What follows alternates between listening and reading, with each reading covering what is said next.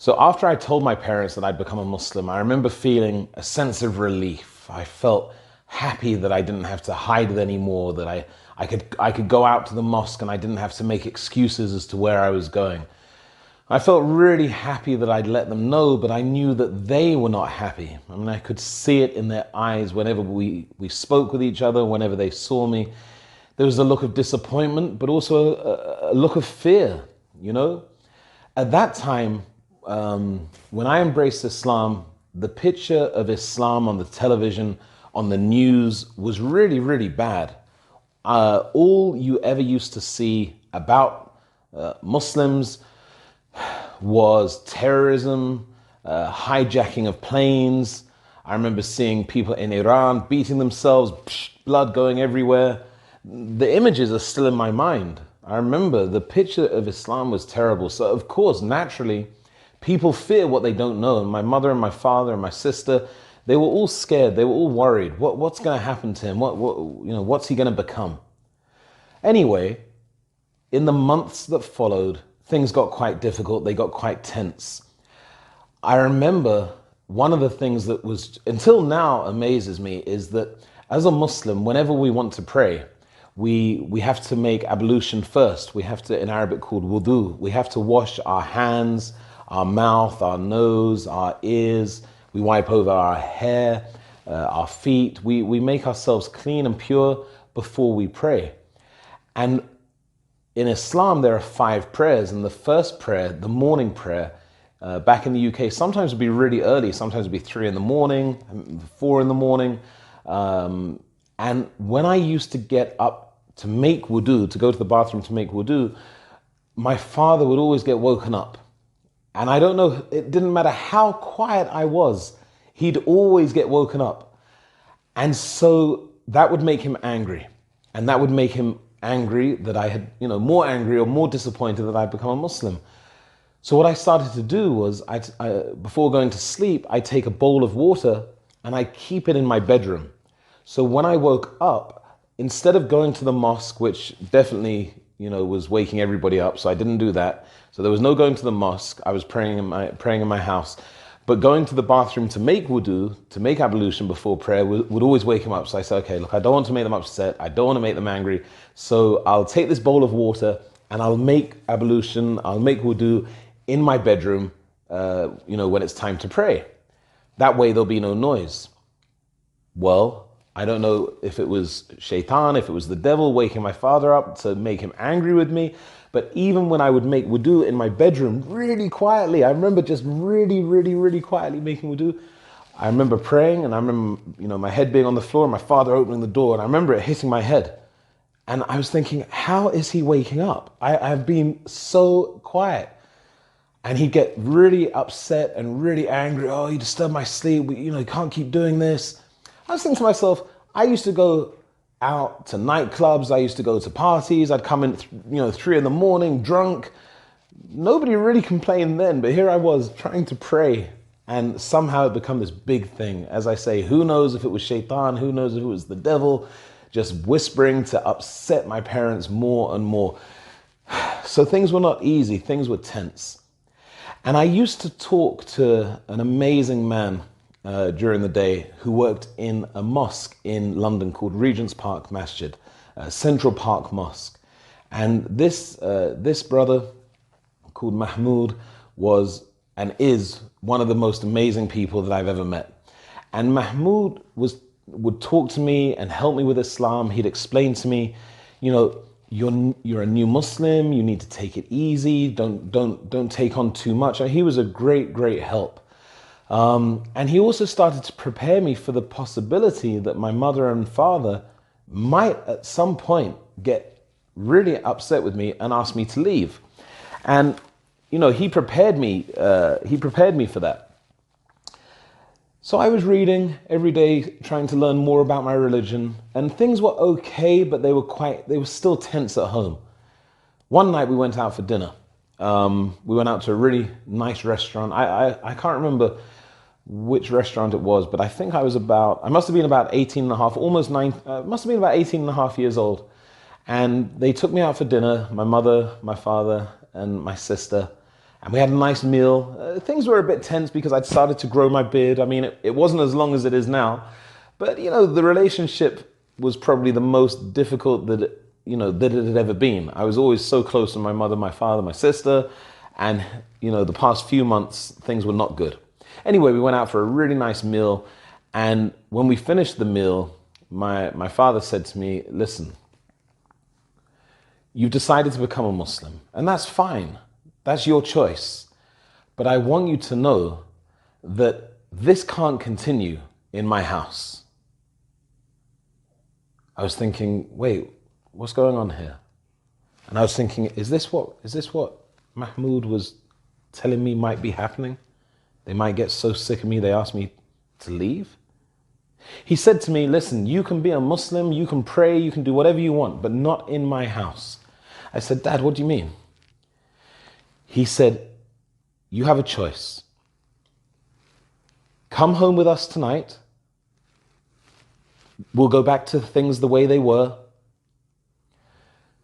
You can be a Muslim, but you can't pray in my house. Simple as that. Or you can choose to be a Muslim, but you're going to have to pray somewhere else. But there'll be no praying in my house. I can't take it anymore." He said, "You wake me up every morning. I'm not having it.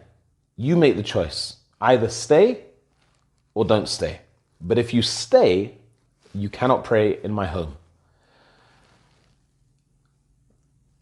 I was shocked. I couldn't believe that we just had this lovely meal, and now my family, my mum, my dad, my sister were sitting in front of me, and this was being said to me. Like those situations where you think, wait, this can't be happening. I want it to stop. But it wouldn't stop. It was there. And I'll never forget what I said. And maybe it was because I was almost half expecting it to happen at some point. I said, "Dad, Mum, Jenny," I said, "I love you so much. But because I love you, I have to love the one that created you more. And the one that created you and the one that created me has told me that I have to pray 5 times a day. So even though I love you, I have to love the Creator more. And I can't say to you, I'm not going to pray. I can't do that. And if you say to me, that means I have to leave, then I have to leave. But I don't want to leave. Believe me, I don't want to leave." Dad said, "Then now, as far as I'm concerned, I don't have a son. I don't have a son." And they got up and they left the restaurant. Fortunately, they paid the bill, because otherwise I would have been in real trouble. But they left the restaurant and drove off and went home. And I had nothing with me. I had no money. My car was at home. I had nothing.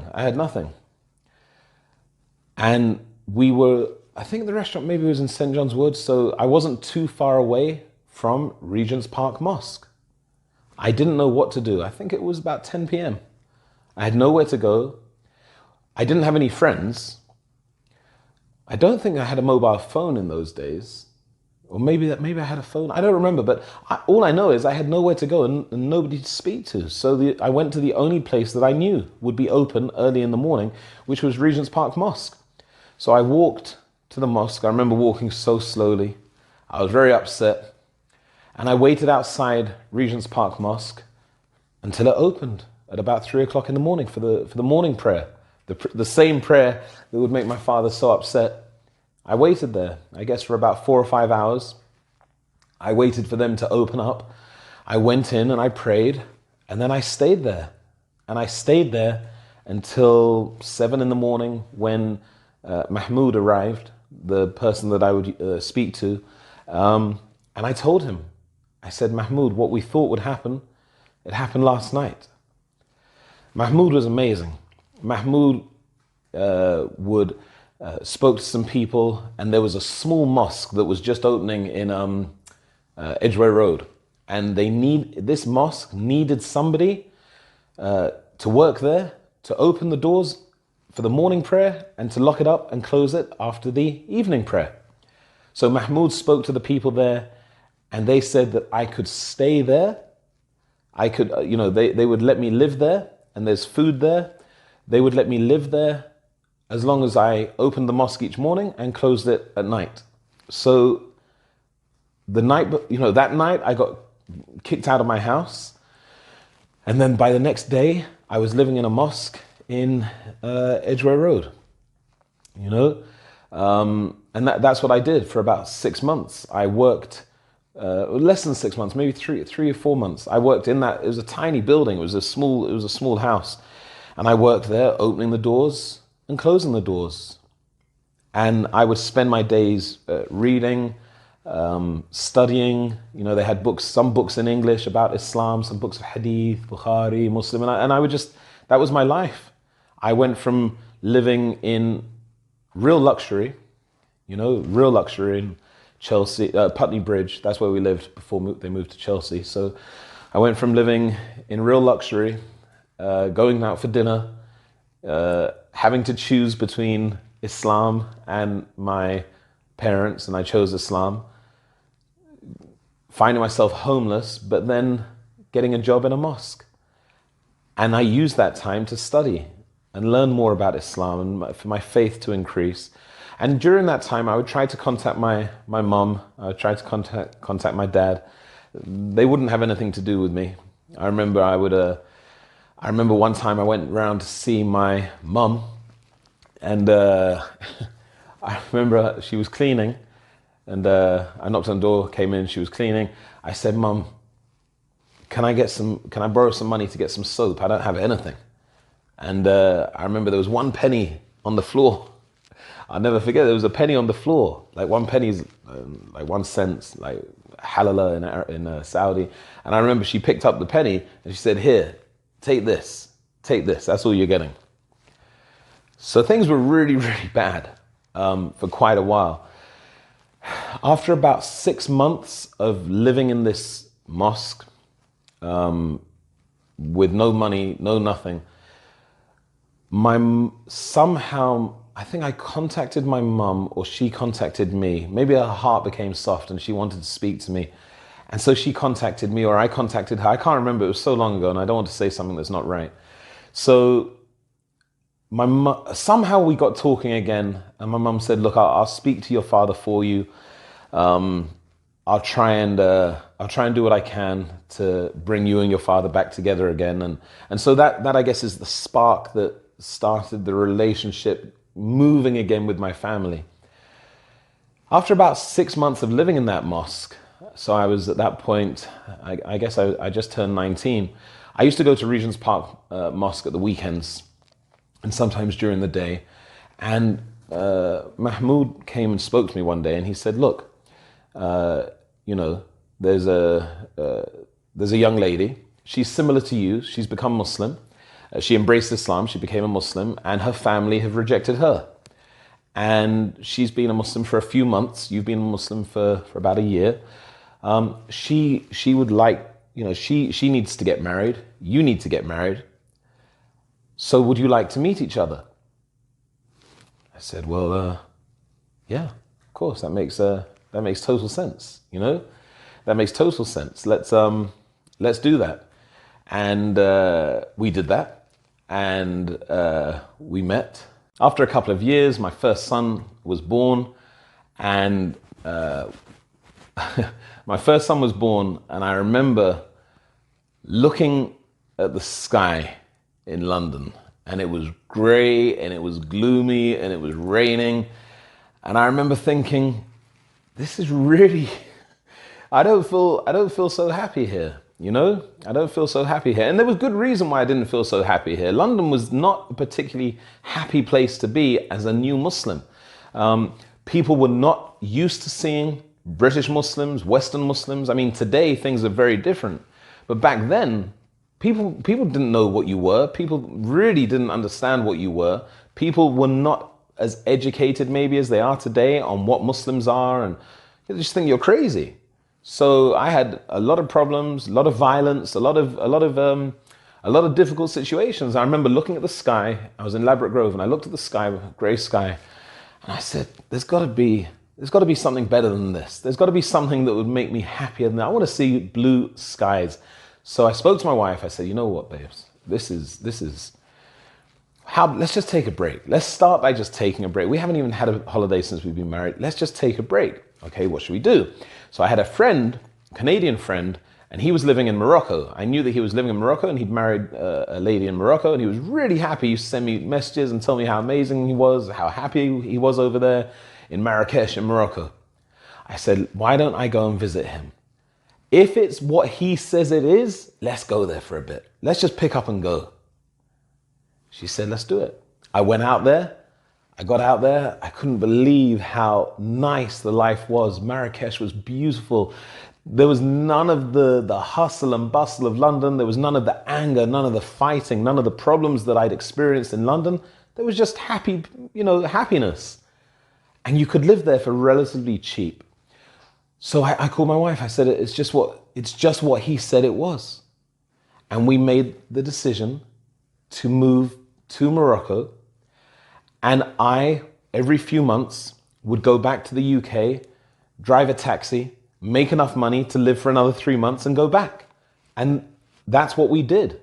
And we did that for about nine months. The reality was that life wasn't sustainable. I couldn't keep leaving my family, going back to the UK, doing taxi work, going back. It wasn't sustainable. So I thought to myself, how about I try and get a job? Maybe I can get a job here teaching English. Why not, right? Why not? I can speak English. Everybody in the village was asking me, can I teach English? Can I teach English? Why not? I'll give it a go. So I bought a grammar book. I remember it was English Grammar in Use by Raymond Murphy out in Marrakesh. I bought this big purple book and I said, okay, I'll be an English teacher. And I had my first class, and a couple of people came to my class, and I was the only English teacher there at that time. The only one. Shortly after that, everybody started doing it. I was the only one from amongst the people in Marrakesh, the Westerners in Marrakesh at that time. And I was so bad that they didn't come back after the first lesson. I had no idea what I was doing. I remember that they asked me, what's the difference between this tense and that tense? And I thought to myself, oh my God, I have no idea. I don't know. I've never even asked myself that. I don't know grammar. I just know how to speak. And so I said, okay, this isn't going to work. This really isn't going to work. I need to get trained. I need to get qualified.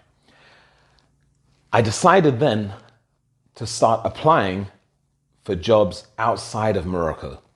Anywhere that I could find that I thought was similar to Morocco, where I can teach English, I'll do it. So teaching English in the traditional sense just wasn't going to happen for me. I remember one day I was in an internet cafe, and somehow, maybe because we didn't have Google in those days. I think it was Ask Jeeves. Somehow, anyway, something attracted my eye to a website called tefl.com. And tefl.com, when I went on it, they were advertising teaching jobs in Oman, in Abu Dhabi, I remember, in Saudi Arabia. Oh, Saudi Arabia. Wow, Saudi. I went to Saudi once for Hajj, the pilgrimage. Wow, imagine teaching in Saudi. So I started looking at all the jobs. I was like, oh my God, there's nothing here that I can do. I don't know the difference between a verb and a violin. At that point, I didn't know what I was doing. I really didn't. And then I saw a job that said, Saudi Arabia, conversation teacher. Conversation teacher? You mean speaking English? Sign me up. So I applied for the job. I remember I wrote to the guy called I think it was Dr. James, and I said to him, Dr. James, let me start by telling you I don't have any of the qualifications or the experience that you're looking for. And you've probably turned off your computer and walked away. But just in case you're still looking at your computer screen, let me tell you something about me and why I think I can be good for you. And then I started rambling for 2 pages on why I thought I'd be a good conversation teacher. I sent off the application. I ran back home to my wife. I said, babe, I've applied for a job in Saudi Arabia teaching English as a conversation teacher. She said, you're crazy. Who's going to hire you? I said, no, come on. Let's pray for it. And the next day when I went back to the internet cafe, I clicked on my emails, nothing. I went back the next day, nothing. Went back the next day, nothing. And then on the fourth day, nothing. Fifth day, sixth day, seventh day, nothing. After about 20 days of checking, I gave up. I forgot about it. I said my wife was right. Until 2 months after that. 2 months after that, well, you know what? I'm going to stop there and I'll leave it for part 4. Part 4, I'll explain how I ended up in the Kingdom of Saudi Arabia. I hope you enjoyed watching this video. You might want to share it with somebody who you think it will resonate with. There are probably parts of this that I've left out. You know, I do have ADD, so I might be all over the place, but I'm trying to remember as much as I can and put it in these videos for you in the hope that it will help somebody. And so stay tuned for part 4 of this series. Assalamu alaikum. Peace.